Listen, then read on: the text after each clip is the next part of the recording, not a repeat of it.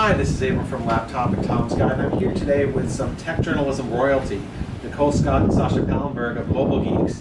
These guys know everything and everyone that's going on in the Taiwan tech industry, so who better to talk about the upcoming Computex show? So what are you guys looking forward to at this year's show?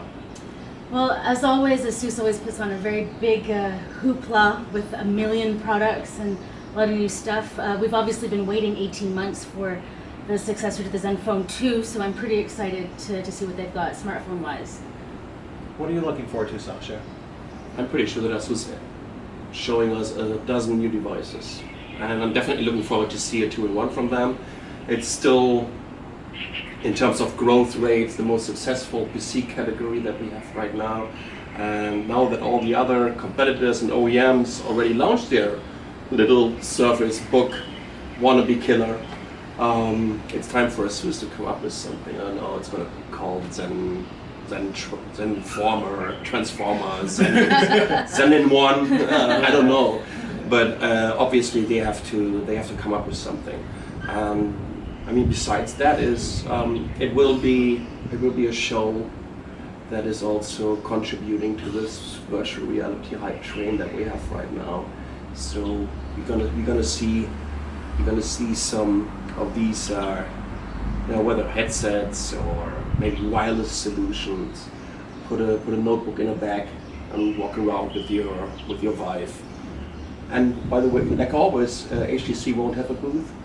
I think they do have something this year. That would be a first. Yeah, we've heard that they will have a booth. Yeah. So it sounds like there is more of a VR presence this year. For the very first time, I think HTC is actually going to do something. It just shows you how much they're struggling when they finally have a booth over here. It's a struggle to have a booth over here. Well, what I find exciting about the show, I don't know about you guys, because you're here all the time, is just seeing all the local vendors who are showing wares that probably will never make it to the United States. What are some of the funkiest things that you expect to see? I bet we're going to see a lot of really weird VR headsets that never make it, but have interesting things to contribute. What are some of the sorts of things you've seen that were really weird at the show or that you would expect to see? Well, I think that we're going to be seeing the UMPC come back. There's even a couple of Kickstarters that I saw recently about basically like a mid from 10 years ago. Oh, I can't wait! You know what I mean? Like, so I'm all over that. I'll give them my Taiwan dollars right now to get a 4-inch notebook. So I actually think that we're maybe going to see some like 5-6 inch like mid-type devices this show, because we've already seen a couple Kickstarters tease this kind of stuff. So I think if I'm looking for gems, those are the kinds of things I'm going to be looking for. That's pretty fantastic. For those who don't remember, UMPCs, ultra mobile PCs, were a thing a few years ago. You had 4, 5, 6 inch clamshell notebooks, and they were kind of displaced by tablets. Never really made it, but I thought it was really cool that you could run a full operating system and type on it in your pocket. Mm-hmm. So that sounds really cool. What are you looking forward to? What's the weirdest thing you expect to see? I mean, of course, you see a bunch of Chinese knockoffs of Apple or Microsoft device. I'm pretty sure that we will see a bunch of Surface clones, maybe even from the Surface Book,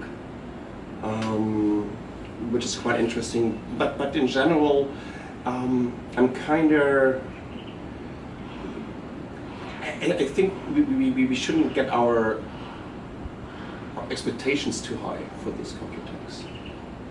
This might be actually a little bit disappointing in terms of consumer-focused products that we're going to see here, which is also based on how the industry is shifting in these days more into this connected world and in creating infrastructures in IoT, which is basically the backbone of the Taiwanese industry, building IPC and embedded systems. So therefore, I would definitely look into that. I can see that there, for example, AMD was supposed to have their new GPU over here. They're not going to show the new silicon for graphic cards, which is a bummer. We've already had the Acer on all of those last time we saw each other in New York. That was like 5 weeks ago. So yeah. Acer is not going to launch anything amazingly new over here. Yeah, they've actually already put out all their press releases. Yeah. There's their new VR headset. Yeah. And there's a couple of, well, they're iterations of stuff they've already shown. Like, Yeah. there's nothing significantly new. I think this is always a great show for gaming, though. If you're into gaming peripherals, Yeah. lots of keyboards, lots Yeah. of mice, lots of gaming notebooks. If you're into components, lots of motherboards and cases. So a good show for people who are into gaming. Obviously we'll expect to see things not only from Asus but from MSI and from Gigabyte. And Acer's already made a bunch of announcements. So those are always big players, along with peripheral companies like Corsair, which come out with a lot of keyboards. I'm looking forward to seeing more USB Type-C stuff. What about you guys? Do you think we'll see some growth there? I think it's going to be interesting to see if anyone's adopting this like sticker standard that USB is kind of pushing to make more sense of the USB Type-C market, because there's, is it 3.0, is it fast charge, there's all of these things that are just unclear for the consumer. So I think this show, for the USB Type-C stuff, I'm going to be interested just to see if the marketing and branding that USB's been saying will clarify a lot of this stuff up is actually going to show up. So like for me, it's more of like a concept, because I think that there's already a lot of USB Type-C peripherals around. Yeah, I mean, I think we can always use more. Particularly, I haven't seen a lot of monitors that will charge your laptop yet. Wouldn't be surprised to see a bunch of that. Here, more Thunderbolt stuff. And of course, you're right. There is a lot of confusion over what a USB Type-C port does, because they can do so many different things. But I always view consumer confusion in a sort of a split mind. Like, it's bad, but it also means that people have to read our articles. So I appreciate that. If you had any final thoughts, what are your overall? How would you sort of sum up the experience you're expecting? What consumers and readers should look forward to over the next few days? More of the same. I can remember during the last 5 Computex that there was anything that kind of reshaped the landscape of the mobile or the PC industry. It didn't happen. Yes, we came up with these definitions, like with the 2-in-1, which had their launch over here at 2014 for the first time. Therefore, it will be better, faster, maybe less expensive, higher resolutions. It's the same red race that goes on when we're talking about these consumer-focused devices. We're not going to see new smartphones over here. A bunch of new tablets, that's for sure. But to be honest, what's in there? How are you you're not gonna come up with a groundbreaking new tablet? It's a tablet. It has a central display, multi-touch, and that's about it. So I'm not too excited. No, I'm just very, very rational. How about you, Nicole? I think that Computex is trying very hard to reposition itself, right? And this year they have some like new branding-ish stuff, and they're like, listen, we're all into IoT. And I'm like, okay, you guys have been saying this for a little while now. And I'm like, okay, I was a bit skeptical. But I noticed that in Hall 1 is now the IoT Hall. And I'm like, okay, cool. But then I really looked into it, and they've done some interesting things with co-partnering with different geographies in order to bring in some startups, right? And Taiwan has always been working on IoT for longer than everybody, and they haven't been able to get it to work, right? Like, nobody's really succeeded at it in a mass consumer adoption way as well, right? We're not saying that we're on the road to IoT being a thing, but we're not quite there. So Taiwan still has some time to compete in it, and I think that with their long history of working in components and a lot of back-end infrastructure, that I think IoT could be something. I'm going to be looking for maybe some attempts at new business models or attempts at new platforms, stuff like that around IoT. So I think that we could see some interesting stuff in there. Quite interesting. Last year, we had a video about NFC and the EasyCard over here. Remember that? That's right. Yeah. And